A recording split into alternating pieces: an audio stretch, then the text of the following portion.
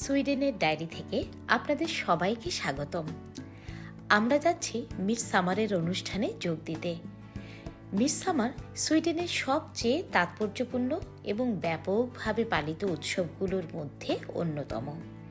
এটি সাধারণত ২০ জুন থেকে ২৬ জুনের মাঝের শুক্রবার ও শনিবার উদযাপিত হয়। এবছর ২১ ও ২২ জুন সুইডেনের মিডসামার।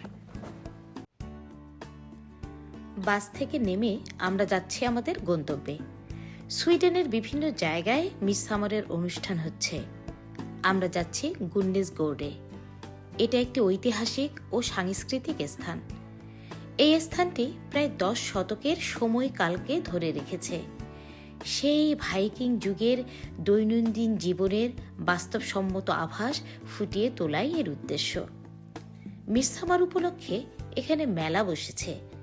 সব দোকানেই ভাইকিং আমলের অনুকরণে তৈরি সব জিনিসপত্র।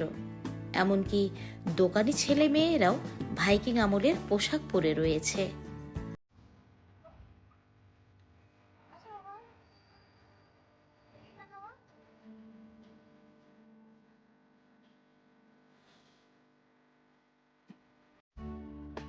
আমরা গুন্ডেসগোর্ড থেকে বের হয়ে সামনের মাঠের মূল অনুষ্ঠানে চলে এলাম। আর কিছুক্ষণের মধ্যেই অনুষ্ঠান শুরু হয়ে যাবে, তারই প্রস্তুতি চলছে। কিছু খাবারও সাথে এনেছিলাম, বিশেষ করে রাইমার কথা ভেবে। কিন্তু পপকর্ন ছাড়া আর কিছুই খাওয়াতে পারলাম না ওকে। উৎসব শুরু হলো। এই উৎসবের মূল কেন্দ্রবিন্দু হলো এই পোল, এবং এই পোলের চারিধারে ঘুরে ঘুরে নৃত্য গীত পরিবেশন করাই এই উৎসবের মূল আকর্ষণ। মিডসামারের উৎসবের শিকড় বহু প্রাচীন। প্রাচীনকালে এই উৎসব মূলত প্রকৃতির পূজা এবং কৃষিজমির উর্বরতার প্রতীক হিসেবে পালন করা হতো। উৎসবের অন্যতম জনপ্রিয় ঐতিহ্য হল মাথায় ফুলের রিং পরা। অবাক হলাম দেখে যে শুধু মেয়ে ও শিশু নয়, অনেক ছেলেরাও মাথায় ফুলের রিং পরেছে। এই উৎসবে এসে আমার বাংলাদেশের পহেলা বৈশাখ কিংবা পহেলা ফাল্গুনের উৎসবের কথা ভীষণ মনে পড়ছে।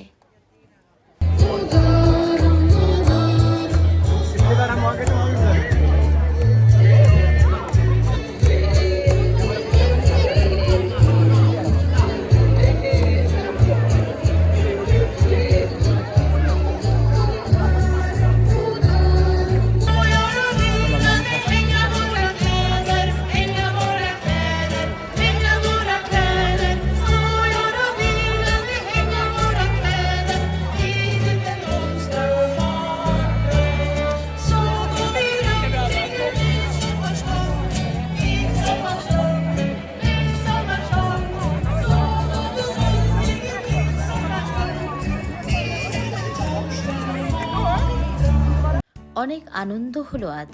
একরাশ ভালো লাগা নিয়ে ফিরছি। সবাই ভালো থাকবেন।